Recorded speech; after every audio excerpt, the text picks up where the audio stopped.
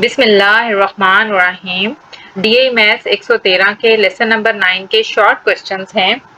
Question number 7 है, show that a is equal to 2 3 -1 1 1 0 2 -3 5 a singular matrix. यानी ये जो मैट्रिक्स दिया हुआ है ये हमने प्रूव करना है कि ये सिंगुलर है। मैट्रिक्स सिंगुलर कब होता है? जब हम उसका डिटर्मिनेंट लें और उस डिटर्मिनेंट की वैल्यू हमारे पास 0 आ जाए। यानी किसी भी मैट्रिक्स का जब हम डिटर्मिनेंट लेते हैं और वो डिटर्मिनेंट हमारे पास 0 आ जाए सॉल्व करके, तो इट मींस कि वो मैट्रिक्स कौन सा है? सिंगुलर है। और अगर उसकी वैल्यू अदर देन 0 आए, यानी 0 के अलावा कोई और नंबर आए, तो फिर हम कहते हैं कि वो नॉन सिंगुलर मैट्रिक्स है। तो यहाँ पर अब हम इसका डिटर्मिनेंट फाइंड आउट करेंगे। अगर उसका आंसर 0 आता है तो इट मींस ये सिंगुलर है, और उसका आंसर 0 ही आना चाहिए, क्योंकि शो दैट का मतलब होता है कि हमने इसको प्रूव करना है। ब्रैकेट्स में ये मैट्रिक्स फॉर्म होती है, और जब हम इसके गिर्द सीधी लाइंस लगा देते हैं, ये है मैट्रिक्स ए, इसके गिर्द जब हम ऐसे यूं स्ट्रेट लाइंस लगाएंगे तो ये हमारे पास क्या बन जाता है? डिटर्मिनेंट। ब्रैकेट की फॉर्म को हम कन्वर्ट कर देंगे किसमें? स्ट्रेट फॉर्म में। ये जो ब्रैकेट है ये इस फॉर्म में ये कहलाता है हमारे पास मैट्रिक्स, और अगर हम ऐसे स्ट्रेट लाइंस कर देंगे, सीधी लाइंस लगा देंगे, तो फिर वो बन जाता है डिटर्मिनेंट। तो इसमें अब हम वैल्यूज लिख देंगे 2 3 -1, सेकेंड है 1 1 0 और 2 -3 5। अब किसी भी मैट्रिक्स में जो हॉरिजॉन्टल लाइंस हैं वो रोज कहलाती हैं। जैसे ये हमारे पास क्या लिखा हुआ है? 2 3 -1, ये एक रो है। उसके बाद 1 1 0 ये दूसरी रो है, और 2 -3 5 ये तीसरी रो है। और जो वर्टिकल लाइंस हैं, जैसे ये 2 1 2 लिखा है, तो ये हमारे पास कॉलम कहलाते हैं। इसमें देखें आपके पास 3 रोज और 3 कॉलम्स हैं। ये देखें 1 रो, 2 रो और 3 रो। 3 रोज हैं, इसी तरह से कॉलम भी इसमें ये देखें 1 2 एंड 3 बन रहे हैं। किसी भी मैट्रिक्स को हम रो या कॉलम दोनों तरह से एक्सपेंड कर सकते हैं। हमने इसको एक्सपेंड करना है, इसको सॉल्व करना है या एवेल्युएट करना है।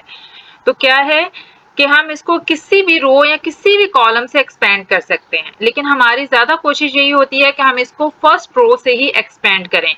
जैसे ये देखें हमारे पास है 2 3 -1, उसके बाद लिखा हुआ है 1 1 0 और फिर लिखा हुआ है 2 -3 एंड 5।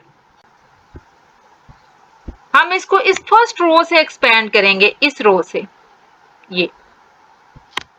और इस रो से एक्सपेंड करते हुए आपने ज़हन में रखना है कि जब हम इसको एक्सपेंड करेंगे तो यहाँ पर हमारे पास हमेशा साइन प्लस का होगा, यहाँ माइनस का और फिर यहाँ प्लस का। पहली रो में ये सिचुएशन बनती है, सेकंड और थर्ड में चेंज हो जाती है, थर्ड में भी यही रहती है, सेकंड में चेंज हो जाती है। तो फर्स्ट रो से हम एक्सपेंड कर रहे हैं, पहले प्लस का साइन, फिर माइनस का और फिर प्लस का। एक्सपेंड करते हुए अब हमने क्या करना है? सबसे पहले ये पहला एलिमेंट, फर्स्ट एलिमेंट 2 ले लेना है। 2 इधर से भी देखें, ये फर्स्ट एलिमेंट हमने क्या ले लिया है? ये वाला 2 ले लिया। ये 2 कौन सा है? हम यहाँ पर लिखेंगे इज इक्वल टू 2। हम इसको एक्सपेंड कर रहे हैं रो 1 से, रो 1 से एक्सपेंड कर रहे हैं। 2 लिखने के बाद अब हमने क्या करना है? एक्चुअली में ये 3/3 ऑर्डर का मैट्रिक्स है, हमने इसको 2/2 ऑर्डर में कन्वर्ट करना है। 2/2 ऑर्डर का डिटर्मिनेंट लेना आसान होता है। जैसे ये देखें 2/2 ऑर्डर का डिटर्मिनेंट हमारे पास अगर कोई से भी 4 एलिमेंट्स हों, ए बी सी डी, इसमें देखें 2 रोज और 2 कॉलम है। इसको हम कैसे एक्सपेंड करते हैं? ए और डी को मल्टीप्लाई करते हैं और बी और सी को। तो हमारे पास क्या आ जाता है? ए डी, दरम्यान में फार्मूले का माइनस बी सी। तो हम इसको ये वाली शेप देंगे ताकि ये इजीली सॉल्व हो सके। अब जब हमने ये 2 लिया है तो इस 2 के साथ जो रो बन रही है, ये देखें ये रो बन रही है, इस रो को हमने निकाल देना है। और इस 2 के साथ ये कॉलम बन रहा है नीचे डाउनवर्ड, इसको भी हमने क्या करना है? निकाल देना है। पीछे जो एलिमेंट बचते हैं 1 0 -3 5, वो हम यहाँ पर लिखेंगे। क्या है? 1 0 -3 एंड 5। अब नेक्स्ट देखें हमारे पास फार्मूले का क्या लिखना है? हमने यहाँ पर माइनस पहले 2 के साथ था हमारे पास प्लस और नेक्स्ट टर्म के साथ हमारे पास क्या आ जाएगा माइनस, यानी ये वाला माइनस अब हम यहाँ फार्मूले का लगाएंगे। माइनस के बाद नेक्स्ट टर्म हमारे पास क्या आती है, नेक्स्ट है हमारे पास 3, -3 लिखेंगे हम। 3 के साथ जो रो और कॉलम है वो हम नहीं लेंगे और बाकी सारी वैल्यूज लिखेंगे। ये देखें अब हमारे पास नेक्स्ट टर्म है 3 और इसके साथ हमने ये माइनस का साइन लगाया। अब इस 3 के साथ ये वाला कॉलम और ये वाली रो निकाल देंगे हम, यानी जिस रो में वो आ रहा है और जिस कॉलम में वो आ रहा है वो रो और कॉलम के एलिमेंट्स हमने नहीं लिखने। बाकी हमारे पास क्या बच जाएगा 1 0 2 एंड 5। नेक्स्ट अब हमारे पास क्या होगा, नेक्स्ट देखें यहाँ पर प्लस का साइन है प्लस, तो यहाँ फार्मूले का हमारे पास क्या आ जाएगा प्लस। लेकिन यहाँ पर देखें 1 के साथ हमारे पास माइनस लिखा हुआ है, तो प्लस हम क्या लिखेंगे प्लस -1। सेम उसी वे से अब देखें 1 के साथ ये वाला कॉलम और ये वाली रो निकल जाएगी, पीछे हमारे पास क्या बच जाएगा 1 1 2 एंड -3। उम्मीद है आपको यहाँ तक क्वेश्चन क्लियर हो गया होगा। फर्स्ट रो से हमने इसको एक्सपेंड किया, इस रो से हमने इसको एक्सपेंड किया और जो भी एलिमेंट लिखा है, ये 2 लिखा है तो उसके साथ वाली रो और कॉलम हमने निकाल दिया। अगेन यहाँ से देख लें कि ये जब 2 हमने लिखा है 2, तो इसके साथ वाली रो, ये देखें ये वाली रो पूरी हमने निकाल दी और इसके साथ 2 के नीचे जितने एलिमेंट्स है ये वाला कॉलम निकाल दिया। तो बाकी जो हमारे पास बच रहे हैं ये 1 0 -3 5 ये हमने यहाँ लिख दिए। इसी तरह से जब सेकेंड एलिमेंट लिया है तो एक तो फार्मूले का यहाँ हमारे पास क्या आ गया माइनस आ गया, यानी हमेशा पहले आपने क्या लिखना है प्लस, 2 के साथ प्लस है तो लेफ्ट साइड पे प्लस नहीं लिखा गया, फिर आपने माइनस और फिर आपने क्या फार्मूले का प्लस लिखना है। जब हमने सेकेंड एलिमेंट 3 लिया है तो उसके कोरस्पॉन्डिंग जो रो और कॉलम थी वो भी हमने निकाल दी। ये देखें 3 के नीचे हमारे पास 1 और -3 था वो नहीं लिया और रो में 2 -1 था, पीछे हमारे पास बचता है 1 0 2 एंड 5। इसी तरह जब लास्ट वन लिया है -1 तो उसके नीचे 0 और 5 और ये 2 और 3 नहीं लिखा हमने, बाकी एलिमेंट्स लिख दिए। यानी जो भी एलिमेंट आप लेंगे उसके कोरस्पॉन्डिंग रो और कॉलम की एंट्रीज हमने नहीं लिखनी। बस यही मेथड है इसको एक्सपेंड करने का। अब आगे हम इसको सिंप्लीफाई कर लेते हैं। ये देखें 2/2 का ये डिटर्मिनेंट बन गया। 2/2 डिटर्मिनेंट को हम इस तरीके से एक्सपेंड करते हैं, इन क्रॉस मल्टीप्लाई कर देते हैं a को d के साथ और b को c के साथ। यहाँ पर अगर आप देखें तो 1 जी जोन सा इस 5 के साथ मल्टीप्लाई होगा और 0 इस -3 के साथ, और दरमियान में साइन किसका आ रहा है, यहाँ पर देखें दरमियान में साइन आ रहा है माइनस का। तो हम इसको कैसे लिखेंगे, इज इक्वल टू 2, 1 को हमने मल्टीप्लाई करना है 5 के साथ, फिर फार्मूले का क्या आएगा माइनस, और 0 को हमने मल्टीप्लाई करना है किसके साथ -3 के साथ। इस क्वेश्चन में मैं सारे स्टेप्स कर रही हूँ, नेक्स्ट से हम डायरेक्ट इसको मल्टीप्लाई करके लिख लेंगे। उसके बाद आ जाता है हमारे पास -3, फिर सेम इसी वे में आपने 5 को 1 के साथ मल्टीप्लाई कर देना है, 1 × 5 फार्मूले का माइनस और 0 × 2। नेक्स्ट ये देखिए हमारे पास प्लस माइनस माइनस होता है तो प्लस माइनस -1 आ जाएगा, प्लस माइनस -1। इस तरह से 1 को -3 के साथ मल्टीप्लाई करें, फार्मूले का माइनस और 1 को फिर 2 के साथ मल्टीप्लाई कर दें। यहां से देखें इज इक्वल टू 2, 5 1s हमारे पास क्या आ जाएगा 5 माइनस माइनस माइनस प्लस हो जाएगा, और 0 को जब 3 से मल्टीप्लाई करेंगे तो ये 0 ही आ जाएगा। +0 लिखते हैं या -0 लिखते हैं, क्योंकि 0 किसी भी नंबर में ऐड हो या सब्ट्रैक्ट हो कोई फर्क नहीं पड़ता। -3 फिर 5 1s हमारे पास क्या आ गया 5 -2 0s 0 माइनस, फिर -3 को जब हम 1 से मल्टीप्लाई करते हैं तो हमारे पास क्या आ जाता है -3 और -2 1s 2। इज इक्वल टू, अब 5 में 0 प्लस करें तो 5, 2 इंटू 5 माइनस 3, 5 माइनस 0 हमारे पास क्या आ जाता है 5, माइनस 1 और माइनस 3 और माइनस 2 ऐड होके माइनस 5 देंगे। माइनस माइनस वैल्यूज जो सी हैं वो ऐड हो जाती हैं और साइन माइनस का ही आता है। अब इनको मल्टीप्लाई करें तो 5 2s हमारे पास क्या आ जाता है 10, माइनस 5 3s 15 और minus minus plus 5 1s 5। 10 minus 15 minus 5 और प्लस 5 हमारे पास क्या दे देता है 0। देखें 10 माइनस 15 हमें क्या देता है माइनस 5 और प्लस 5,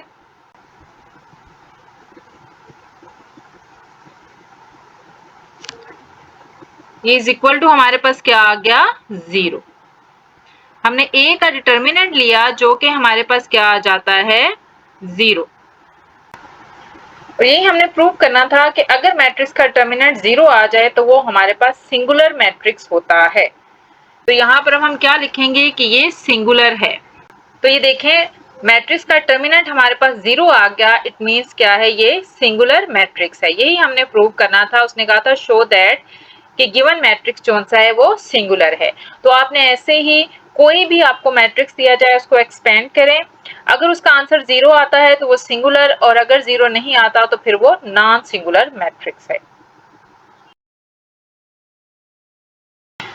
क्वेश्चन नंबर 8 है show that A is equal to, ये मैट्रिक्स आपको दिया हुआ है, हमने प्रूव करना है इस सिमेट्रिक। वैसे तो इसका ट्रू प्रोनाउंसिएशन सिमेट्रिक है लेकिन हम नॉर्मल इसको सिमेट्रिक मैट्रिक्स बोल देते हैं। तो हमने प्रूव करना है कि मैट्रिक्स सिमेट्रिक है या नहीं। सिमेट्रिक मैट्रिक्स प्रूव करने के लिए हम क्या करते हैं कि इस मैट्रिक्स का ट्रांसपोज लेते हैं। ट्रांसपोज क्या होता है, ट्रांसपोज में हम रोज को कॉलम में बदल देते हैं। और ये याद रखना है कि मैट्रिक्स में जो भी ऑपरेशन रो पे होता है वो कॉलम पे भी होता है, यानी रोज को कॉलम में चेंज करते हैं या कॉलम्स को रो में, एक ही बात है, तो वो उसका ट्रांसपोज कहलाएगा। अब मैट्रिक्स का हम यहाँ क्या करेंगे ट्रांसपोज लेंगे। ट्रांसपोज लेने के लिए हम क्या करते हैं कि मैट्रिक्स ए लिख के इसके ऊपर जब हम ये छोटा सा टी डालेंगे तो ये हमारा इसको ट्रांसपोज को शो करेगा। ए टी, ए के ऊपर छोटा सा टी डाल दें तो ये किसको शो करता है ट्रांसपोज को। ट्रांसपोज को, ट्रांसपोज का क्या मतलब होता है रोज को कॉलम में चेंज कर देना। तो यहाँ पर हम इसका ट्रांसपोज लेते हैं इज इक्वल टू मैट्रिक्स की फॉर्म बनाएंगे। अब देखें ये हमारे पास फर्स्ट रो है, ये 1 2 3 ये हमारे पास रो है, इसको हम कॉलम की फॉर्म में लिख देंगे। ये हमारा पूरे का पूरा रो क्या बन जाएगा कॉलम बन जाएगा। ये देखें ऐसे लिखा हुआ है 1 2 3, ये रो शेप है, इसको हम ये वाली शेप देंगे कॉलम की। तो हम कैसे लिखेंगे 1 2 और 3, इस शेप में हम इसको लिख देंगे। तो यहाँ पर भी देखें इस रो का हम कॉलम बना देंगे ट्रांसपोज में 1 2 एंड 3, ये हमने इसका पहली रो का क्या बना दिया कॉलम बना दिया। उसके बाद सेकेंड रो हमारे पास आ गई 2 4 एंड -3, इसको भी हम कॉलम फॉर्म में लिख देंगे 2 4 एंड -3। थर्ड रो हमारे पास क्या बन रही है 3 -3 एंड 6, इसकी कॉलम शेप क्या हो जाएगी, पहले हम कॉलम में यानी वर्टिकल फॉर्म में लिखेंगे 3, फिर लिखेंगे -3 और फिर लिख देंगे 6, यानी जितनी रोज थी आपने उसको कॉलम फॉर्म में लिख देना है। उसके बाद आपने देखना है कि क्या ये मैट्रिक्स सेम गिवन मैट्रिक्स जैसा बन रहा है या नहीं बन रहा। देखें इस मैट्रिक्स में पहली रो में हमारे पास लिखा हुआ है 1 2 3, तो जो हमने ये ट्रांसपोज लिया है इसमें भी 1 2 3 आ रहा है। नेक्स्ट देखें हमारे पास क्या लिखा हुआ है 2 4 -3, यहाँ पर भी 2 4 -3, और थर्ड पर देखें 3 -3 6 3 -3 6, तो ये तो सेम मैट्रिक्स ए ही बन रहा है, यानी ये वाला मैट्रिक्स ए ही बन रहा है। जब हमने इसका ट्रांसपोज लिया है तो वो एक्चुअल ओरिजिनल मैट्रिक्स ही हमारे पास आ रहा है। तो मैट्रिक्स कब सिमेट्रिक होता है? जब हम किसी मैट्रिक्स का ट्रांसपोज लें और वही मैट्रिक्स हमारे पास आ जाए तो वो क्या कहलाता है? सिमेट्रिक मैट्रिक्स कहलाता है। इस कंडीशन में ये हमारे पास सिमेट्रिक होता है। लेकिन अगर हम उसका ट्रांसपोज लें और वो मैट्रिक्स आ जाए मैट्रिक्स ए के ही इक्वल, लेकिन उसके साथ माइनस का साइन आए, यानी -a के इक्वल आए, मैट्रिक्स ए ही आए लेकिन सारे जो अंदर एलिमेंट्स हैं उनके साइन चेंज हो जाएं, तो फिर ये हमारे पास स्क्यू सिमेट्रिक कहलाता है या एंटी सिमेट्रिक कहलाता है। अब यहाँ पर ए का ट्रांसपोज हमारे पास ए ही आ गया है, तो ये हमारे पास मैट्रिक्स क्या होगा? सिमेट्रिक होगा। तो ये मैट्रिक्स हमारे पास क्या हो गया? सिमेट्रिक हो गया। सिंपल आपने इसमें क्या किया है कि रोज को कॉलम में चेंज कर दिया। पहली रो 1 2 3 इसका कॉलम बना दिया 1 2 3, दूसरी रो 2 4 -3 उसका भी कॉलम बना दिया और तीसरी रो का भी कॉलम। और अगर ये गिवन मैट्रिक्स आ गया यानी ए का ट्रांसपोज इक्वल टू ए आ गया तो इट मींस हमारा मैट्रिक्स सिमेट्रिक है। क्वेश्चन नंबर 9 है, show that determinant of b minus 1a, ab 0 and 1ab is equal to b cube plus a cube। इसका भी हमने डिटर्मिनेंट एक्सपेंड करना है, यानी इसको हमने सॉल्व करना है जैसे हमने क्वेश्चन नंबर 7 किया है। लेकिन यहाँ पर इसका आंसर दे दिया गया है कि इसको जब हम सॉल्व करेंगे तो ये इसका आंसर बनेगा। तो हम इसको एवेलुएट करते हैं। रो 1 से हम इसको एवेलुएट करते हैं। लेफ्ट हैंड साइड हम इसकी लेते हैं। लेफ्ट हैंड साइड में हमारे पास क्या लिखा हुआ है? डिटर्मिनेंट ऑफ b -1 a, फिर है a b 0 and 1 a and b। Same उसी वे से हम इसको फर्स्ट रो से एक्सपेंड करते हैं। ये देखिए हमारे पास लिखा हुआ है b -1 a, फिर लिखा हुआ है a b 0 और नेक्स्ट है 1 a b। इस रो से हमने इसको एक्सपेंड करना है, पहली रो से, इस रो से। तो पहला एलिमेंट हम क्या लिखेंगे? b। फर्स्ट एलिमेंट हमारे पास क्या लिखा जाएगा? b। ये b एलिमेंट जब हमने उठाना है, दिस वन, तो इसके साथ की ये रो भी निकाल देंगे और इसके साथ का ये कॉलम भी निकाल देंगे। पीछे हमारे पास क्या बच जाएगा? b 0 a and b। तो हम क्या लिखेंगे? b 0 a and b। ये इसका डिटर्मिनेंट हो गया। उसके बाद फार्मूले का हमारे पास यहाँ हमेशा माइनस रहता है। ये आपको बताया था मैंने क्वेश्चन नंबर 7 में भी कि यहाँ पर हम हमेशा प्लस लिखेंगे, यहाँ माइनस और यहाँ प्लस। यहाँ आप मजीद सिर्फ इतना ज़हन में रखें कि जो सेंट्रल वैल्यू होगी उसके साथ फार्मूले का माइनस रहेगा। यहाँ आ गया हमारे पास माइनस और फिर आ गया -1, क्योंकि सेकेंड एलिमेंट देखें हमारे पास क्या बन रहा है? -1। ये -1। जब हम इस -1 को लेंगे तो ये देखें इसके साथ की ये वाली रो निकल जाएगी और जिस कॉलम में ये आ रहा है इसके नीचे b और a एलिमेंट आ रहे हैं, ये भी हमारे इसमें नहीं आएंगे। तो हमारे पास पीछे क्या बच गया? a 0 1 b। तो हम क्या लिखेंगे? a 0 1 b। फिर फार्मूले का हमारे पास क्या आएगा? प्लस, और थर्ड एलिमेंट है हमारे पास a। ये देखें थर्ड एलिमेंट हमारे पास क्या बन रहा है? ये a बन रहा है। ये देखें ये वाला a एलिमेंट जब हम लेंगे तो इसके साथ वाली सारी रो और कॉलम जो सा है वो निकाल देंगे। बाकी हमारे पास क्या बच जाएगा?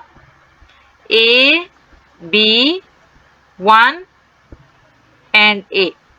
यानी जो एलिमेंट आपने उठाना है वो एलिमेंट जिस रो और जिस कॉलम में आ रहा है वो एलिमेंट्स आपने नहीं लिखने, उससे हटके जो बाकी बचते हैं वो आपने सारे लिख देने हैं। अब यहाँ से देखें ये 2 by 2 ऑर्डर के उसी तरह से डिटर्मिनेंट्स बन गए हैं। तो हम इसको यहाँ से सॉल्व करते हैं। इज इक्वल टू हमारे पास क्या आ जाएगा? b। अब यहाँ से इसने क्रॉस मल्टीप्लाई होना है, b ने इस b से मल्टीप्लाई होना है, तो हमारे पास क्या आ जाएगा? b square. b से मल्टीप्लाई होके क्या दे देगा? b square. अब यहाँ पर मैं ये डायरेक्ट मल्टीप्लाई करके लिख रही हूँ क्योंकि इससे पहले क्वेश्चन में मैंने एक स्टेप जो है वो क्लियर किया था। फार्मूले का हमारे पास क्या आ जाएगा? माइनस, और 0 को a से मल्टीप्लाई करेंगे तो हमारे पास क्या हो जाएगा? 0। ये 0 इस a से मल्टीप्लाई होके हमें क्या दे देगा? 0। अब माइनस माइनस क्या हो जाएगा? +1। a और b को मल्टीप्लाई करेंगे तो हमारे पास क्या आ जाएगा? a b और -1 को 0 से मल्टीप्लाई करेंगे तो 0। यहाँ पर भी देखें ऐसे क्रॉस मल्टीप्लाई किया, a और b को मल्टीप्लाई किया तो a b और 0 को 1 के साथ जब हमने मल्टीप्लाई किया तो हमारे पास क्या आ गया 0 प्लस a के साथ मल्टीप्लाई होके हमें दे देगा a स्क्वायर और -1 और b आपस में मल्टीप्लाई होके दे देंगे b, यानी 1 और b आपस में मल्टीप्लाई होके क्या आ जाएगा b is equal to b square -0, हमारे पास b स्क्वायर ही आ जाएगा, क्योंकि किसी भी नंबर में से या किसी भी वैल्यू में से जब आप 0 को प्लस या माइनस करते हैं तो वही वैल्यू आ जाती है। +1 ab -0 हमारे पास क्या आ जाएगा ab में से 0 को माइनस करेंगे तो ab ही बच जाएगा, plus a into A square minus b, ये a स्क्वायर माइनस b ही रहेगा क्योंकि दोनों अलग टर्म्स हैं तो आपस में ऐड या सब्ट्रैक्ट नहीं होंगी।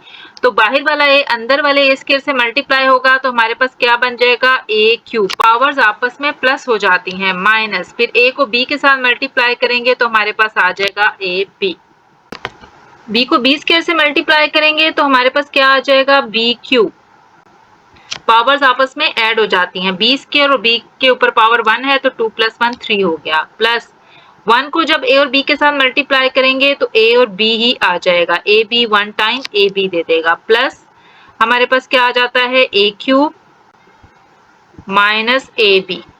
अब देखिए प्लस ab और माइनस ab आपस में क्या हो जाएंगे, कैंसिल हो जाएंगे, तो हमारे पास क्या बच जाएगा is equal to b cube plus a cube.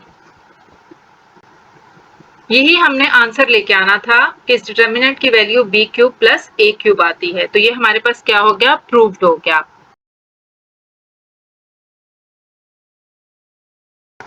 Question number 10 है, इवैल्यूएट डिटर्मिनेंट ऑफ 1 2 -2 -1 1 -3 एंड 2 4 -1, यानी इस डिटर्मिनेंट को हमने सॉल्व करना है, इसकी वैल्यू फाइंड आउट करनी है। लफ्ज इवैल्यूएट आए, एक्सपेंड आए, सॉल्व आए, सबका एक ही मतलब है कि आपने इस डिटर्मिनेंट की वैल्यू फाइंड आउट करनी है। तो यहाँ पर अब हम इसको सॉल्व करते हैं, सेम उसी वे से फर्स्ट रो से हम इसको एक्सपेंड करेंगे। तो ये देखें फर्स्ट एलिमेंट हमारे पास क्या है 1, ये 1 अब हमने यहाँ पर लिखना है 1 इज इक्वल टू 1, इस 1 के कोरस्पॉन्डिंग जो रो और कॉलम आ रहा है, ये देखें 1 इस फर्स्ट रो में आ रहा है और इधर से इस फर्स्ट कॉलम में आ रहा है, ये वाले एलिमेंट्स हमने नहीं लिखने। पीछे क्या बच जाते हैं हमारे पास 1 -3 4 एंड -1,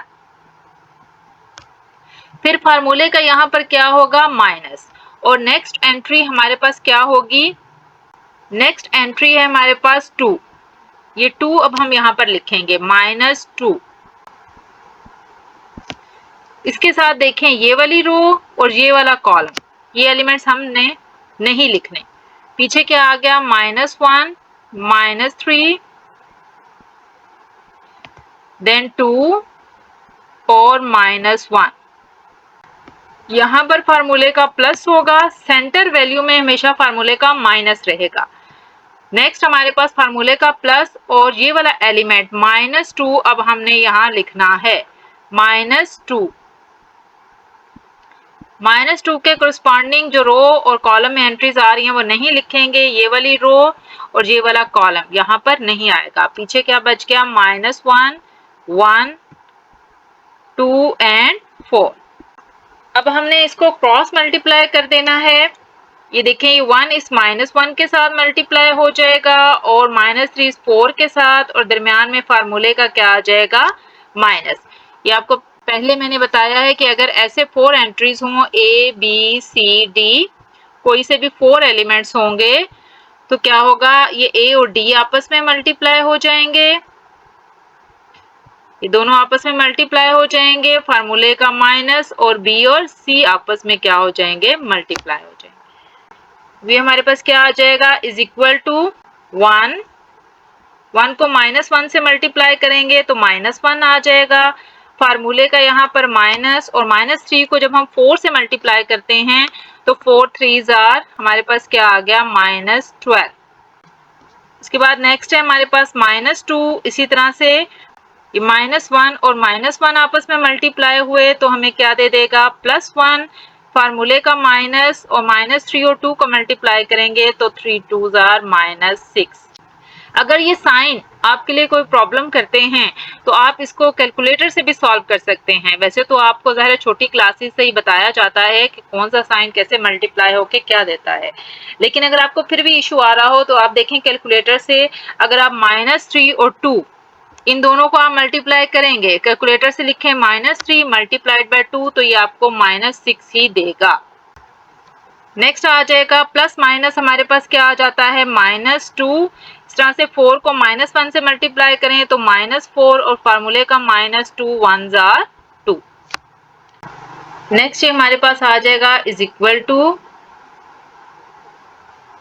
1 -1 माइनस माइनस प्लस 12 -2, क्योंकि माइनस माइनस मल्टीप्लाई होके प्लस हो जाते हैं 1, फिर यहाँ पर फिर माइनस माइनस प्लस 6। वैसे भी ब्रैकेट के बाहर माइनस हो तो अंदर का साइन आपको पता है चेंज हो जाता है, माइनस है तो प्लस हो जाएगा, प्लस है तो माइनस हो जाएगा, -2 और फिर -4 और -2 क्या हो जाता है -6। माइनस माइनस वैल्यूज जोन सी हैं वो ऐड हो जाती हैं, यानी 4 और 2 6 हो जाएंगे और साइन माइनस का आएगा। नेक्स्ट देखें +12 -1, 12 में से 1 गए, क्या आ गया हमारे पास 11, -2, 6 + 1 हमें क्या दे देगा 7, और ये माइनस माइनस फिर +6 2s आर 12, 11 1s आर क्या हो जाएगा 11, -7 2s आर 14 और +12। अब 11 - 14 क्या आ जाता है -3 और -3 + 12 हमें दे देता है 9 इज इक्वल टू क्या आ जाएगा हमारे पास 9 आंसर इसका बन जाएगा।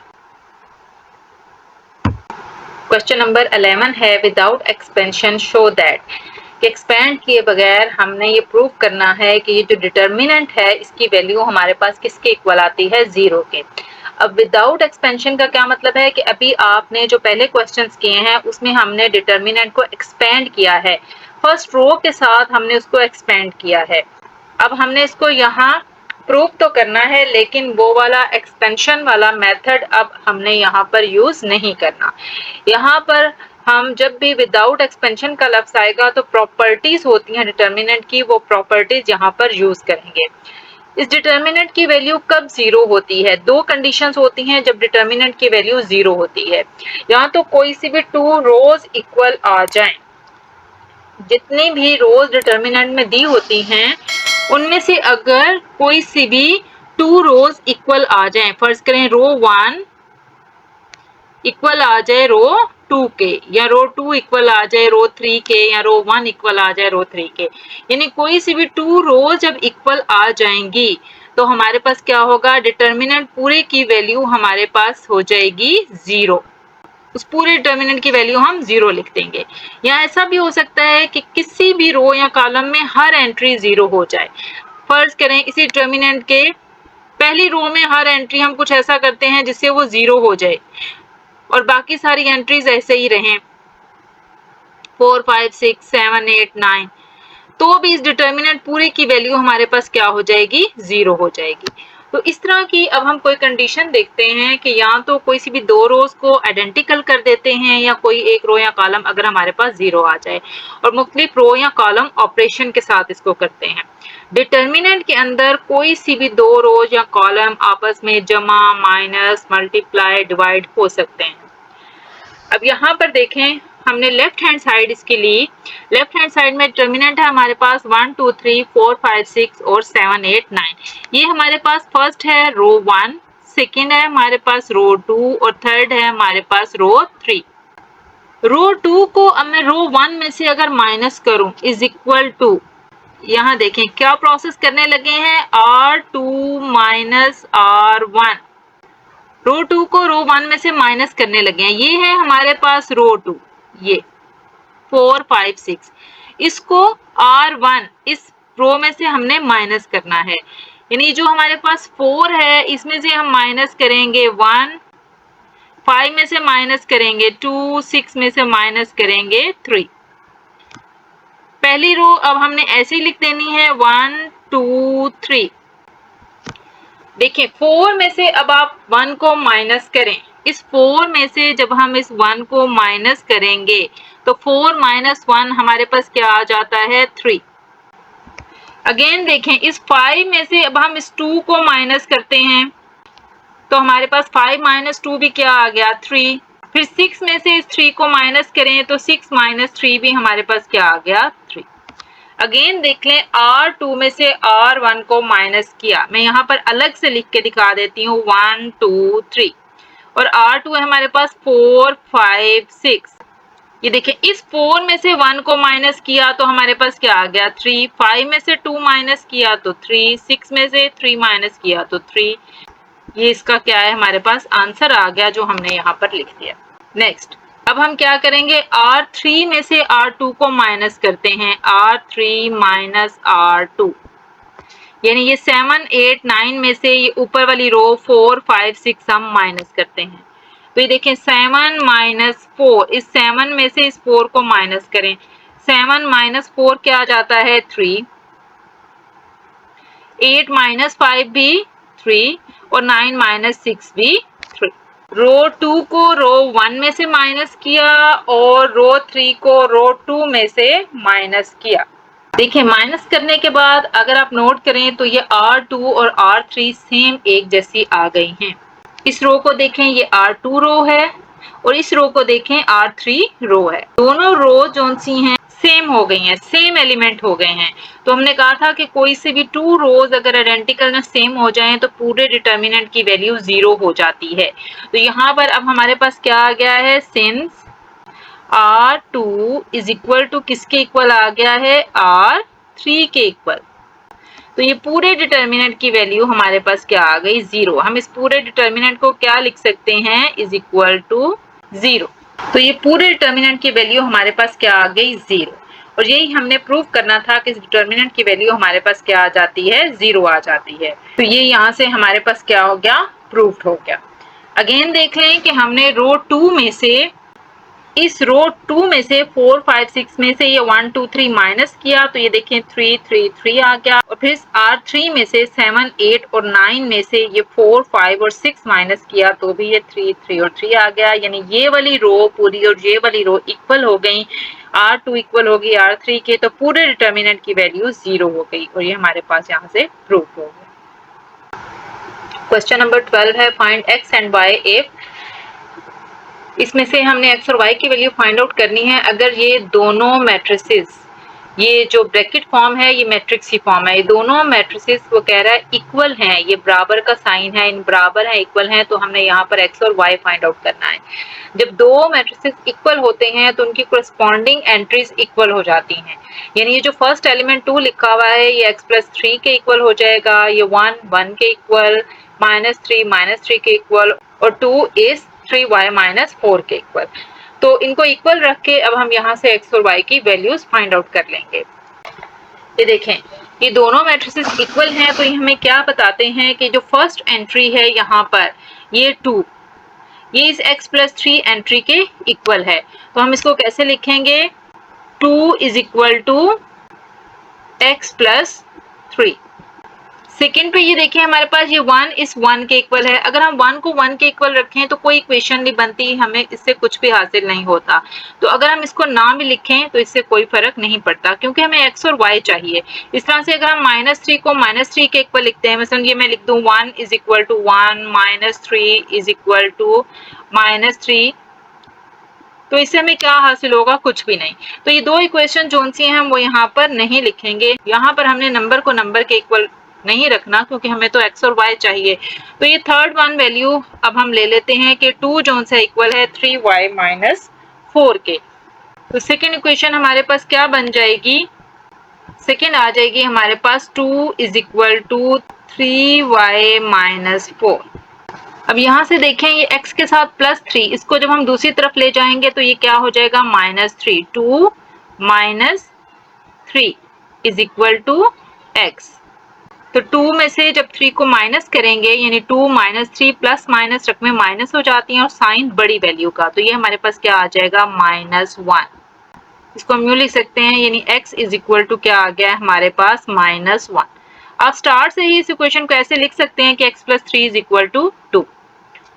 सेकेंड देखें, अब 3y माइनस 4 को इधर ले आए तो हमारे पास क्या हो जाएगा +4, 2 + 4 इज इक्वल टू आ जाएगा हमारे पास 3y, 2 + 4 6 is equal to 3y। यहाँ से देखें 3 इसके साथ मल्टीप्लाई हो रहा है तो इस साइड पे क्या हो जाएगा आके डिवाइड 6/3। अब हम इसको जब डिवाइड करेंगे तो 3 1s are 3, 3 2s are 6, तो y की हमारे पास क्या वैल्यू आ गई, y इज इक्वल टू आ गया हमारे पास 2। तो x की वैल्यू -1 और y की इज इक्वल टू 2 आ गई।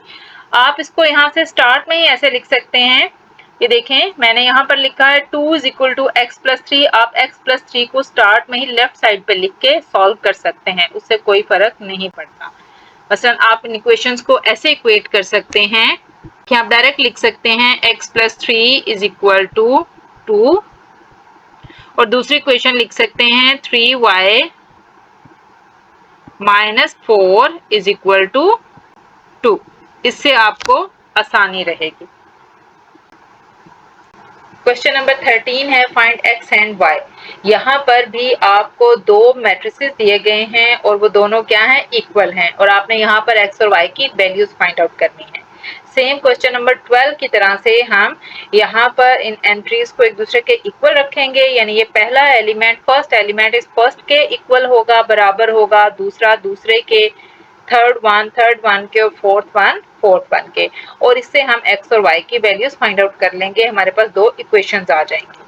तो इससे हमारे पास क्या आ गया, देखिए फर्स्ट एंट्री x प्लस 3, ये वाली x प्लस 3 इक्वल है किसके, पहली एंट्री y के, तो हम इसको कैसे लिखेंगे x plus 3 is equal to y।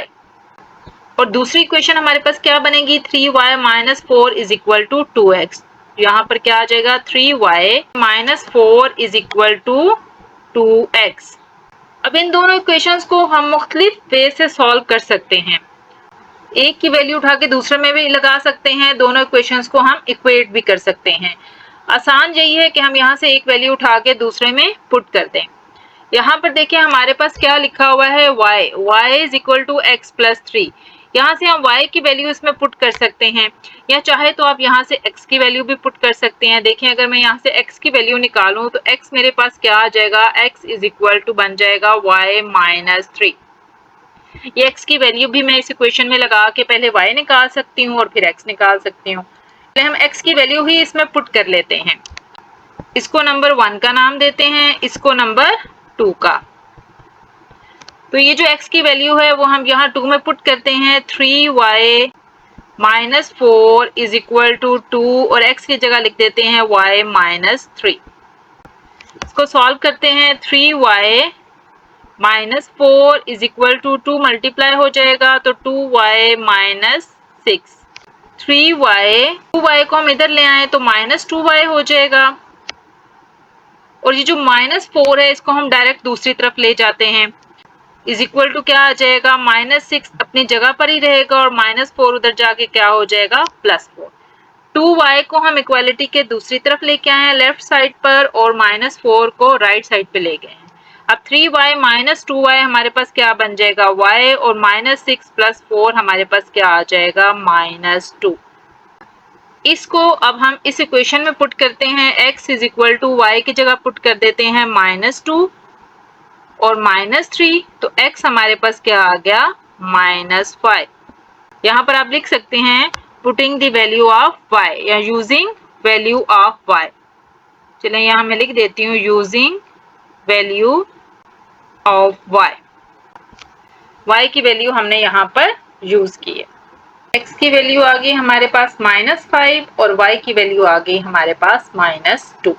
Again देख लें, ये इक्वेशंस हमने ली थी x plus 3 is equal to y। यहाँ से x की वैल्यू फाइंड आउट कर ली, यानी +3 इस साइड पे आएगा तो -3 हो गया, और इस x की वैल्यू को यहाँ पर इक्वेशन 2 में पुट कर दिया। यहाँ x की जगह हमने पुट कर दिया y -3। इसको सॉल्व किया तो y इज इक्वल टू -2 आ गया, और ये y की वैल्यू जब दोबारा यहाँ पर पुट की है x इक्वल टू y -3 में, तो हमारे पास x की वैल्यू आ गई। क्वेश्चन नंबर 14 है if a is equal to this and b is equal to this find a minus b। यानी ये दो मैट्रिसेस हमें दिए गए हैं और हमने फाइंड आउट करना है a माइनस b, b को a में से माइनस करना है। दो मैट्रिसेस को जब भी जमा या माइनस करते हैं तो उनकी कोरिस्पॉन्डिंग एंट्रीज आपस में जमा या माइनस हो जाती हैं। यानी ये जो फर्स्ट एलिमेंट है ये फर्स्ट में ही जमा या माइनस होगा, सेकंड वाला सेकंड में, थर्ड वाला थर्ड में। इस तरीके से हम सिंपल इसको ऐड या सब्ट्रैक्ट कर लेते हैं। तो यहाँ पर जब हमने इन दो को माइनस करना है तो हम क्या करेंगे, सबसे पहले हम लिखेंगे a minus B is equal to, पहले मैट्रिक्स a लिख देंगे 1 माइनस 1 2 3 2 5 माइनस 1 0 4, के बाद माइनस का साइन और फिर हम लिखेंगे मैट्रिक्स B की एंट्रीज। मैट्रिक्स B है 2 1 माइनस 1 1 3 4 माइनस 1 2 1। अब नेक्स्ट स्टेप में हमने क्या करना है, फर्स्ट एलिमेंट को फर्स्ट में से माइनस कर देना है। पहला एलिमेंट है 1 और इधर पहला एलिमेंट है 2, यानी फर्स्ट एलिमेंट है हमारे पास 1, इसमें से हमने क्या कर देना है -2 लिख देना है। सेकेंड नंबर पे हमारे पास क्या लिखा हुआ है -1 और इधर क्या लिखा हुआ है 1, ये -1। फिर है हमारे पास 2 माइनस और थर्ड एलिमेंट है हमारे पास -1।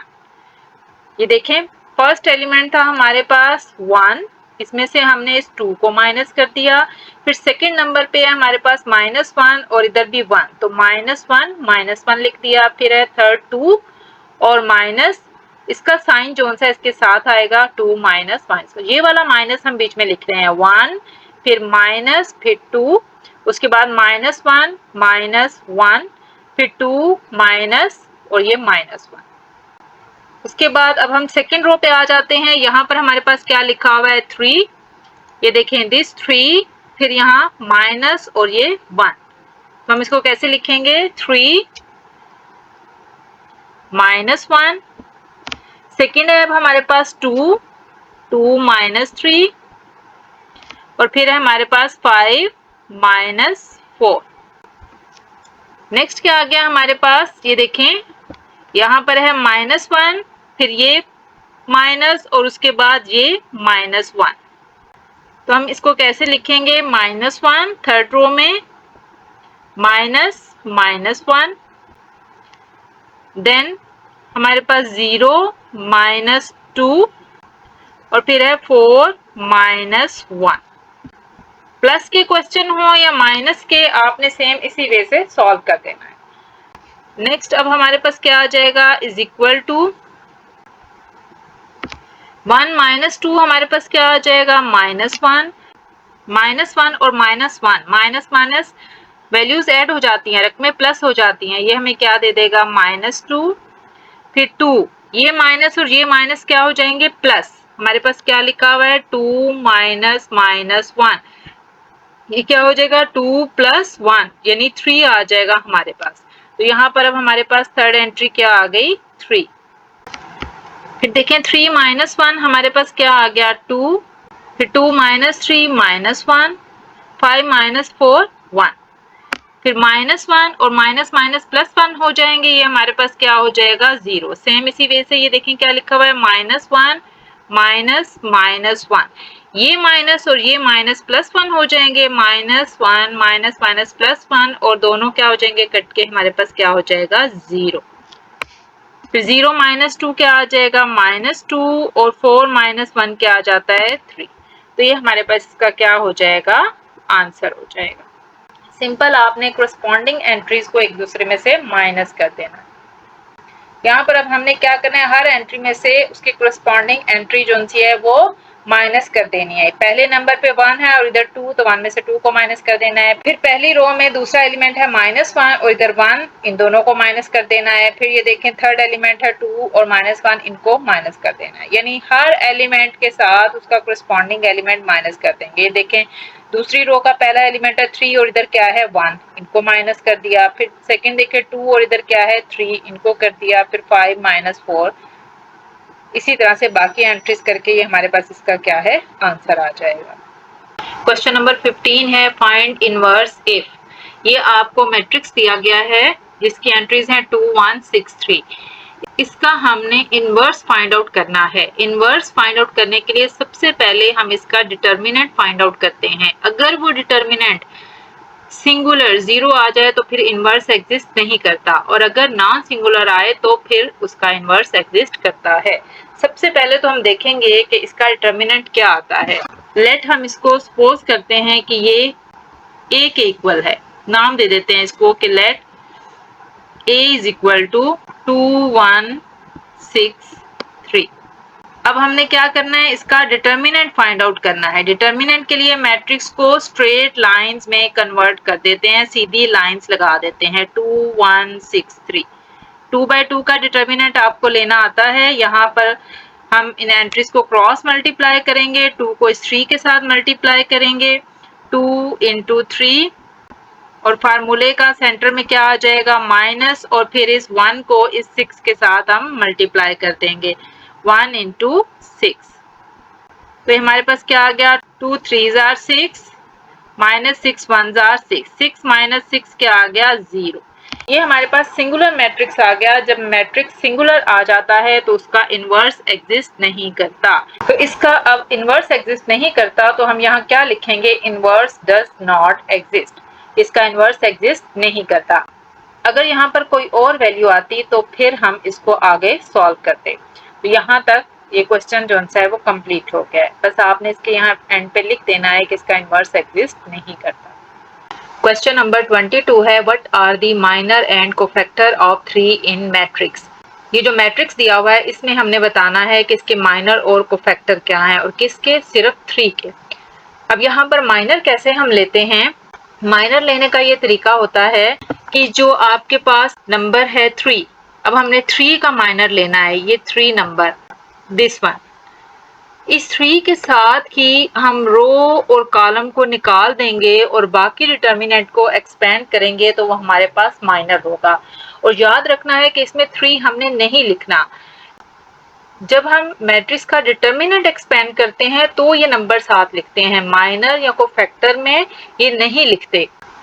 तो यहाँ पर हम माइनर ऑफ 3 कैसे फाइंड आउट करेंगे, या तो हम जस्ट लिख देंगे माइनर ऑफ 3, या हम इसको माइनर को m से भी शो कर देते हैं। यानी ये 3 जो सा है ये पहली रो और पहले कॉलम की जगह पर आ रहा है तो हम इसको m11 भी लिख सकते हैं। आप सिंपल माइनर ऑफ 3 लिखते हैं, या बहुत ज्यादा अगर आप लिखना चाहते हैं तो आप ऐसे इसको m11 भी लिख सकते हैं। अब 3 के साथ की रो और कॉलम निकल गया हमारे पास, तो पीछे हमारे पास क्या वैल्यूज बच गई, 5 6 4 एंड 8। बस इस डिटर्मिनेंट को आपने क्या करना है, एक्सपेंड कर लेना है। यहाँ पर 3 साथ आपने नहीं लिखना। अब इसको m11 क्यों कह रहे हैं, वैसे तो आप जस्ट माइनर ऑफ 3 लिख दें, m11 लिखने की जरूरत नहीं है, क्वेश्चन में कंफ्यूज होने की जरूरत नहीं है। लेकिन जब भी हम डिटर्मिनेंट में एलिमेंट की एंट्रीज करते हैं तो एक्चुअली में ये हमारे पास पहली रो और पहला कॉलम, इसको हम कहते हैं a11। जब सेकेंड एलिमेंट लिखते हैं तो ये फर्स्ट रो और सेकेंड कॉलम हो जाता है a12, उसके बाद हम लिखते हैं a13, ऐसे ही आगे a14 a15 चलता जाता है। सेकेंड रो पे आ जाएंगे तो फिर इसी तरह से a21 a22 a23 लिख देंगे। इस तरह से थर्ड पे आ जाएंगे तो हमारे पास क्या हो जाएगा, a31 फिर a32 a33, यानी थर्ड रो आ गई हमारे पास। तो हमने क्या लिखा, थर्ड रो पहला कॉलम यानी 31, फिर थर्ड रो दूसरा कॉलम 32, थर्ड रो तीसरा कॉलम a33। अब ये क्योंकि हमने एलिमेंट उठाया था 3 जो कि इस जगह पर है, यहाँ पर a11 की जगह पर, इसलिए हमने उसको m11 कह दिया, यानी माइनर हमने उठाया है किस जगह से, फर्स्ट रो और फर्स्ट कॉलम से। बेशक आप यहाँ पर m11 ना लिखें, जस्ट माइनर ऑफ 3 लिखते हैं।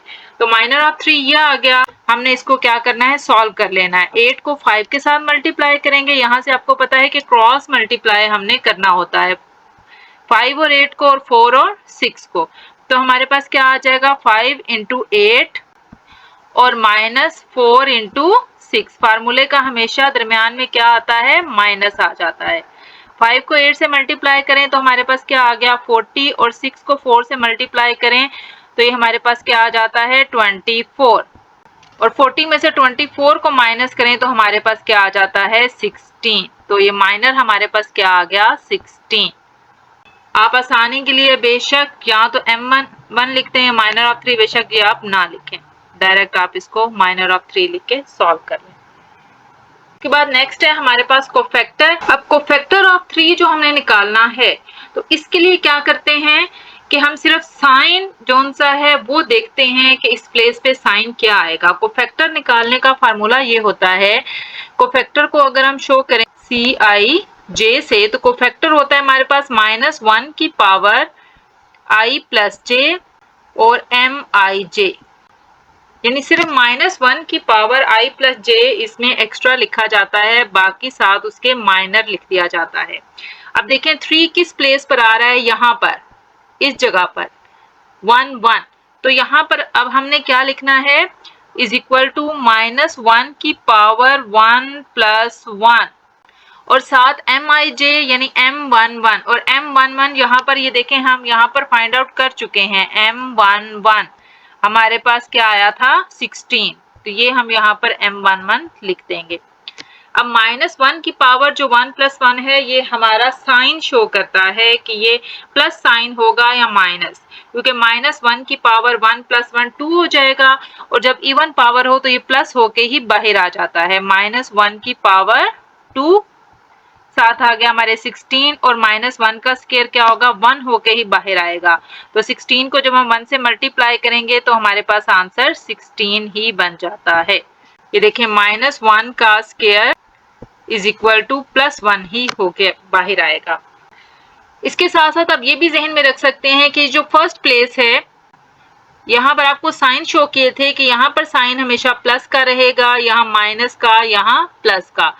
ये मैं रेड से शो करती हूँ। यहाँ पर फिर क्या हो जाता है माइनस साइन, फिर यहाँ प्लस और यहाँ माइनस, और इस जगह पर फिर जब आप आते हैं तो यहाँ पर साइन क्या हो जाता है हमारे पास प्लस का, माइनस का और प्लस का।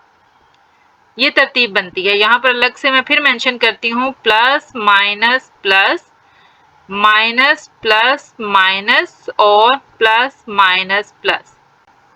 अब देखें आप यहाँ पर साइन माइनस का आ रहा है और यहाँ क्या लिखा हुआ है A12, तो -1 की पावर जब 1 + 2 होगी 3 ऑड नंबर तो साइन ऑटोमेटिकली माइनस का आएगा। आप इसको ऐसे भी याद रख सकते हैं और इस वे में भी आप देखते जाएं कि जहां जहां प्लस करने के बाद ऑड नंबर यानी ताकदाद आ जाते हैं, यानी जमा करने से 3 5 7 कुछ ऐसे नंबर आ रहे हैं तो वो हमेशा माइनस होके बाहर आएगा, क्योंकि पावर जब भी इवन नंबर होगी जैसे 2 आया है तो ये प्लस होके बाहर आएगा। तो इस तरीके से आप इसका माइनर और कोफैक्टर फाइंड आउट कर लेते हैं। यकीनन आपको इतनी डिटेल से समझाने से क्लियर हो गया होगा। क्वेश्चन बहुत इजी है। ये जो सारा राइट साइड पे रफ वर्क में सारा प्रोसेस किया गया है ये आपको इसको क्लियर करने के लिए किया गया है। क्वेश्चन नंबर 23 में हमने माइनर और कोफैक्टर फाइंड आउट करना है 4 का, और मैट्रिक्स सेम वही है, इसलिए ना तो मैंने इसका ये रफ वर्क डिलीट किया और ना ही ये मैट्रिक्स। अब इसी पर अब हमने 4 का माइनर और कोफैक्टर फाइंड आउट करना है। अब यहाँ पर देखें 4 लिखा हुआ है और यहाँ लिखा हुआ है -4। -4 का हमने माइनर और कोफैक्टर नहीं लेना, 4 का लेना है।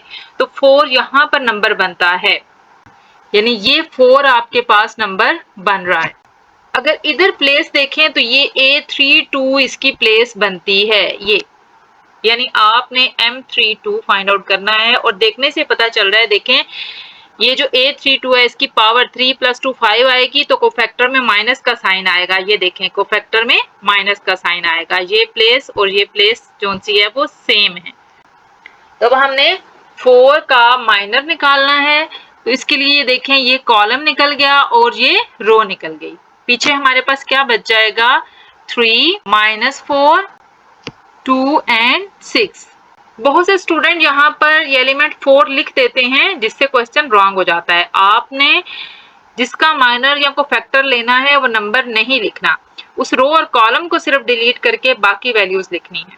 अब देखें यहाँ पर मैं डायरेक्ट ही मल्टीप्लाई कर देती हूँ, आपने क्रॉस मल्टीप्लाई करना है 6 को 3 से और -4 को 2 से। तो तो 6 3s आर हमारे पास क्या हो जाएगा 18 माइनस फार्मूले का और माइनस 4 2s आर 8। अब ये माइनस माइनस क्या हो जाएंगे प्लस, तो 18 प्लस 8 और 18 प्लस 8 हमारे पास क्या आ जाता है 26। ये हमारे पास इसका क्या आ गया माइनर। और कोफैक्टर कैसे लेंगे, कोफैक्टर हम लेंगे -1 की पावर। ये देखें आपके पास ये थर्ड रो बन रही है, ये थर्ड रो और सेकंड कॉलम। यहां से देखें मैं इसको दोबारा हाईलाइट कर रही हूं, थर्ड रो सेकंड कॉलम। तो -1 की पावर आप क्या करेंगे 3 + 2 और साथ हम लिख देंगे 26। तो हमारे पास क्या आ जाएगा -1 की पावर 5 इंटू 26। -1 के ऊपर ऑड नंबर आ गया 5 आ गया, तो ये माइनस ही होके बाहर आएगा। तो हमारे पास आंसर क्या बन जाएगा -26। एक आपका ये आंसर हो गया और एक आपका ये आंसर हो गया, यानी ये 26 आ गया आपके पास माइनर और ये -26 आपके पास क्या आ गया कोफैक्टर। इसको आप लिख सकते हैं M32, चाहे लिख दें ना भी लिखें तो कोई फर्क नहीं पड़ता क्योंकि आपने ऊपर माइनर लिख दिया हुआ है और यहाँ पर कोफैक्टर 32। ये आपके आंसर बन गए। इस तरह से आप किसी भी मैट्रिक्स के माइनर और कोफैक्टर फाइंड आउट कर सकते हैं। Question number 24, if k - 2 1 5 k + 2 का डिटर्मिनेंट इज इक्वल टू 0 है देन फाइंड k। यानी ये डिटर्मिनेंट की वैल्यू अगर 0 के इक्वल है तो हमने k की वैल्यू फाइंड आउट करनी है। तो आप ये देखें इस डिटर्मिनेंट का ऑर्डर 2/2 है, तो इसको हम सिंपल 2/2 वे से जो डिटर्मिनेंट को एक्सपेंड करते हैं उसी तरह कर लेंगे, यानी क्रॉस मल्टीप्लाई कर देंगे। तो ये हमारे पास क्या हो जाएगा जब हम इसको क्रॉस मल्टीप्लाई करते हैं, डिटर्मिनेंट है हमारे पास k - 2 1 5 k + 2, ये हमारे पास इक्वल टू आता है 0 के।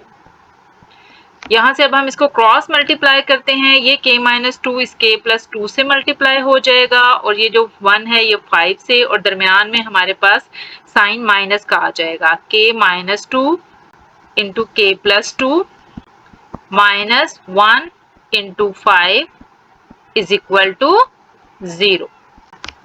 अब k - 2 k + 2, यहाँ पर a - b a + b का फार्मूला अप्लाई हो रहा है। ये देखें a - b अगर हो और a + b हो तो ये हमारे पास किसके इक्वल आ जाता है a² - b² के।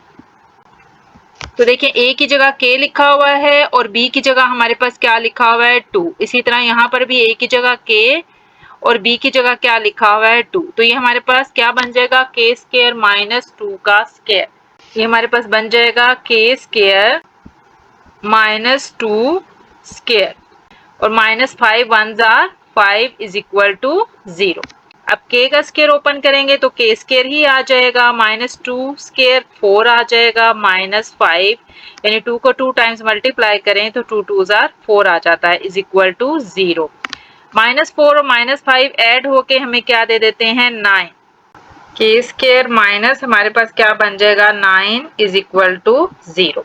अब ये -9 उस साइड पे जाएगा तो हमारे पास क्या हो जाएगा +9, यानी k² इज इक्वल टू +9। हमें k की वैल्यू चाहिए तो हम क्या करेंगे दोनों तरफ स्क्वायर रूट ले लेते हैं। दोनों तरफ हम क्या करते हैं स्क्वायर रूट ले लेते हैं, k² + square root is equal to 9 square root. तो हमारे पास क्या आ जाएगा, तो हमारे पास आ जाएगा k इज इक्वल टू ±3। ये हमारे पास इसका आंसर बन जाएगा। दोबारा देख लें, यहाँ पर हमने डिटर्मिनेंट 0 के इक्वल था तो k की वैल्यू फाइंड आउट करनी थी। इसके लिए हमने इनको क्रॉस मल्टीप्लाई किया और a² - b² का यहाँ पर फार्मूला अप्लाई किया, 2 का स्क्वायर 4 -9 और फिर दोनों तरफ स्क्वायर रूट ले लिया। तो ये हमारे पास k की वैल्यू 3 आ गई। क्वेश्चन नंबर 25 है, a is equal to 1 2 3 4 and b is equal to 2 3 4 5 then find a + b। इन दोनों मैट्रिसेस को हमने प्लस करना है। तो एडिशन और सब्ट्रैक्शन का एक ही रूल है, आपने इसमें कोरिस्पोंडिंग एंट्रीज जो सी हैं वो प्लस करनी होती हैं। यहाँ पर अब हम लिखेंगे a क्योंकि हमने a प्लस b लेना है तो पहले हम मैट्रिक्स a लिखेंगे, फिर plus b is equal to a की एंट्रीज हैं 1 2 3 एंड 4, फिर प्लस का साइन, और b की एंट्रीज हैं हमारे पास 2 3 4 5 इज इक्वल टू, देखिए फर्स्ट एलिमेंट हमारे पास 1 है, 1 प्लस 2, 1 प्लस 2, ये फर्स्ट एलिमेंट हमारे पास 1 और ये फर्स्ट एलिमेंट 2, इन दोनों को हम प्लस कर देंगे। नेक्स्ट है हमारे पास ये देखें 2 एंड 3, इन दोनों को अब हम प्लस कर देंगे, क्या लिखेंगे 2 प्लस 3। सेकेंड रो में आ जाए तो हमारे पास लिखा हुआ है 3, 3 में हम 4 को ऐड कर देंगे और इस तरह से 4 में 5 को ऐड कर देंगे, 4 प्लस 5, यानी फर्स्ट एलिमेंट जोन सा है वो फर्स्ट में ऐड हो जाएगा, सेकंड जोन सा है वो सेकंड में, थर्ड वाला थर्ड में, और इसी तरह से फोर्थ वाला फोर्थ में ऐड हो जाएगा। सब्ट्रैक्शन भी सेम इसी वे से होती है कि आपने फर्स्ट एलिमेंट में से फर्स्ट को सब्ट्रैक्ट कर देना होता है सेकंड वाले में से सेकंड को। आपने यहाँ पर पहले 1 लिखा, दोबारा देख लें ये 1 लिखा, फिर ये प्लस का साइन और फिर ये हमने 2 लिख दिया। इसी तरह से नेक्स्ट में देखें 2 लिखा, फिर ये प्लस का साइन और फिर ये 3 लिख दिया। इसी तरह से सेकंड रो में हमने इनको ऐड कर लिया। बस अब सिंपल इसको ऐड कर दें तो हमारा आंसर आ जाएगा। 2 प्लस 1 क्या हो जाएगा 3, 3 प्लस 2 5, 4 प्लस 3 7 और 4 प्लस 5 9, ये हमारे पास इसका क्या आ जाएगा आंसर। ये क्वेश्चन अभी मैंने ऐसे ही लिखा रहने दिया है क्योंकि क्वेश्चन नंबर 26 में यही क्वेश्चन है, ए और बी सेम मैट्रिसेस हैं और सिर्फ यहाँ पर हमने ए माइनस बी फाइंड आउट करना है, यानी 25 में हमने प्लस करना था इन दोनों मैट्रिसेस को और 26 क्वेश्चन में हमने माइनस कर दिया। तो क्या होगा कि इन दोनों मैट्रिसेस में जहां जहां प्लस का साइन है वहां वहां माइनस का साइन हो जाएगा।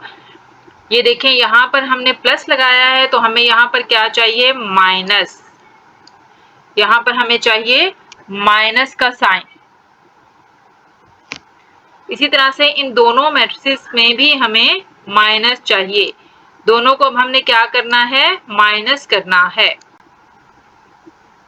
तो माइनस करते हुए हमने क्या करना है कि फर्स्ट एलिमेंट को फर्स्ट एलिमेंट में से ही दूसरे मैट्रिक्स के माइनस कर देना है, यानी ये जो 1 है हमारे पास, दिस 1 हम लिखेंगे, फिर ये माइनस का साइन लिखेंगे और ये 2। सब्ट्रैक्शन और एडिशन यानी प्लस और माइनस का रूल एक ही है।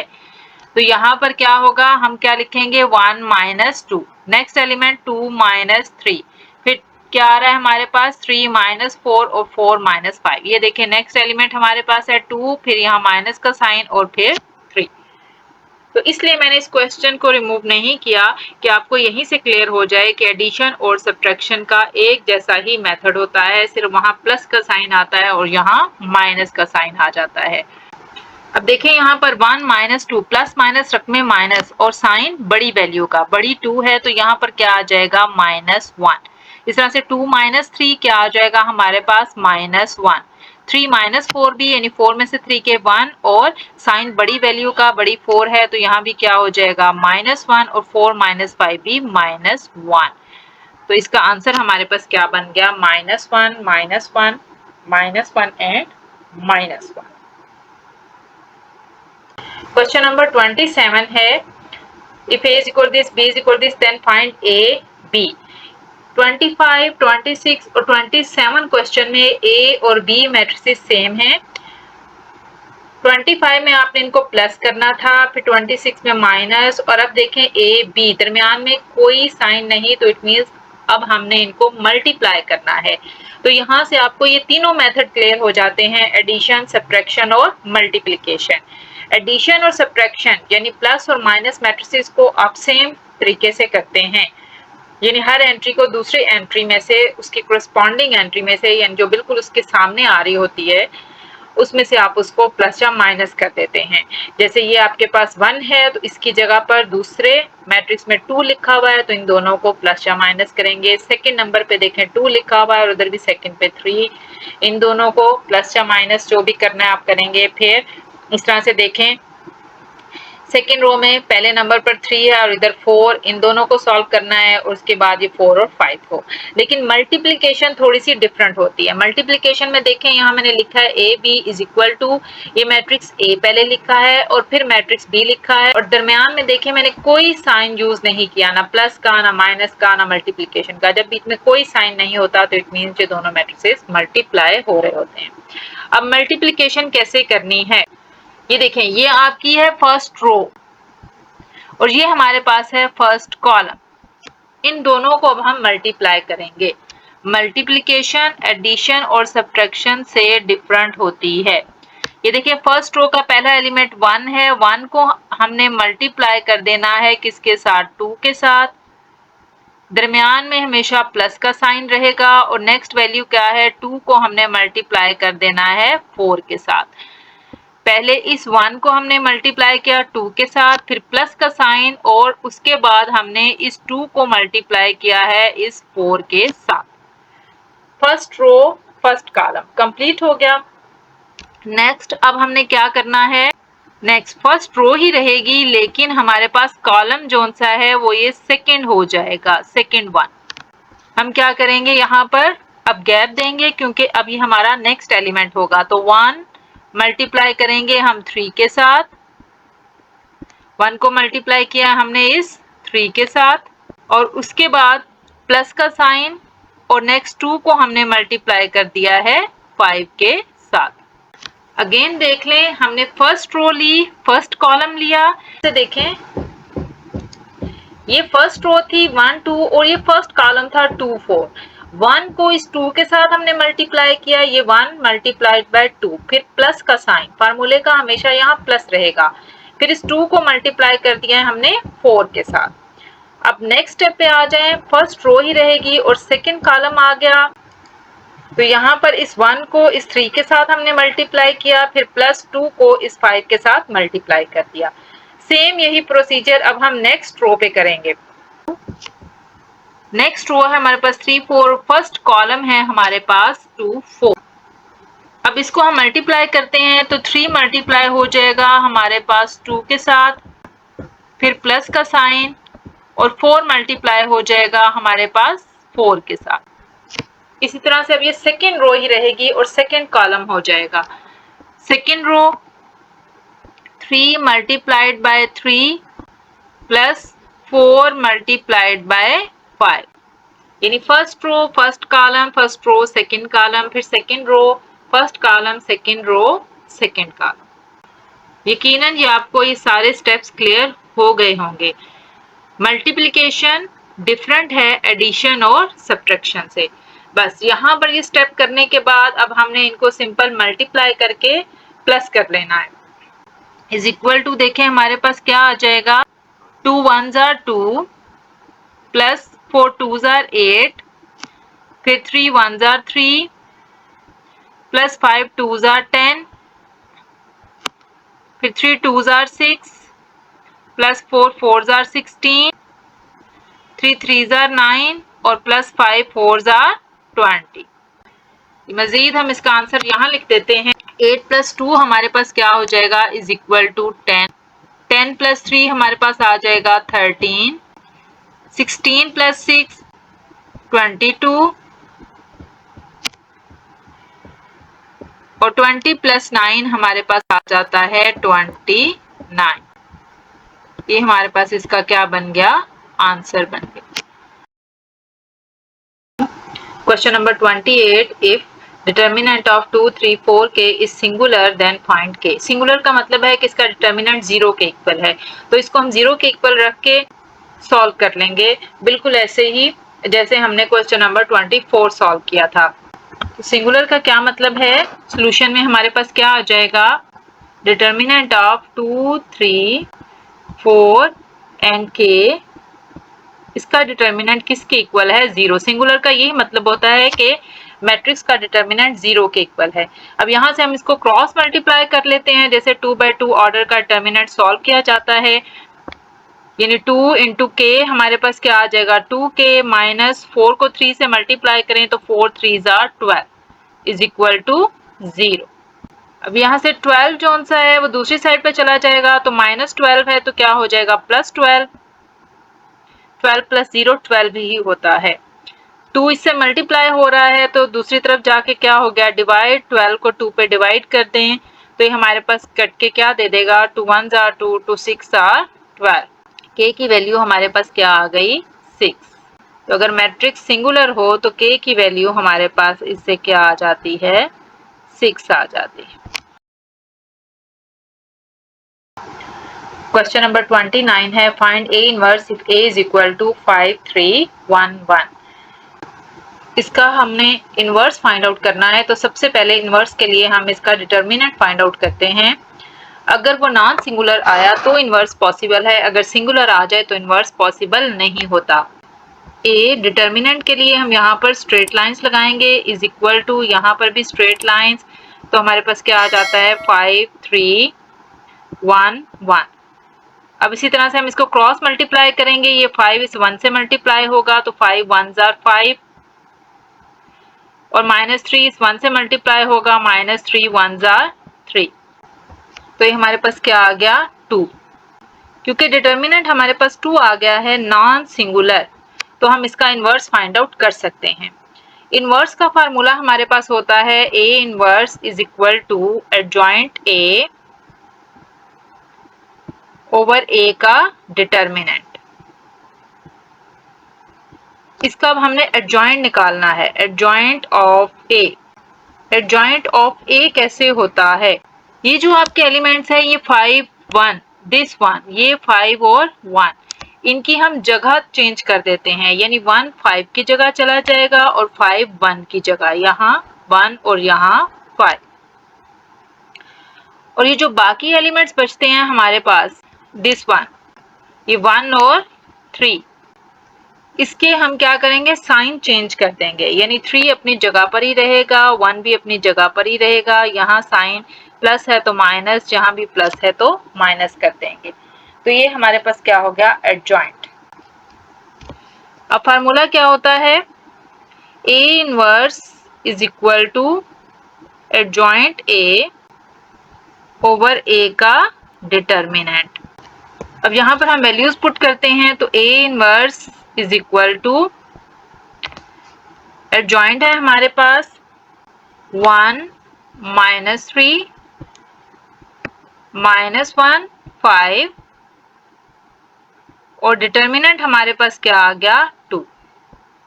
बस आप ऐसे भी इसका आंसर लिख सकते हैं और चाहें तो हर टर्म को 2 पे डिवाइड करके लिख दें, 1/2 -3/2 -1/2 5/2, एक ही बात है। ऐसे आंसर लिख लें या फिर आप ऐसे लिख लें 1/2, क्योंकि हर टर्म 2 पे डिवाइड हो रही है, -3/2 -1/2 और 5/2, ऐसे भी लिख सकते हैं, दोनों आंसर ठीक है।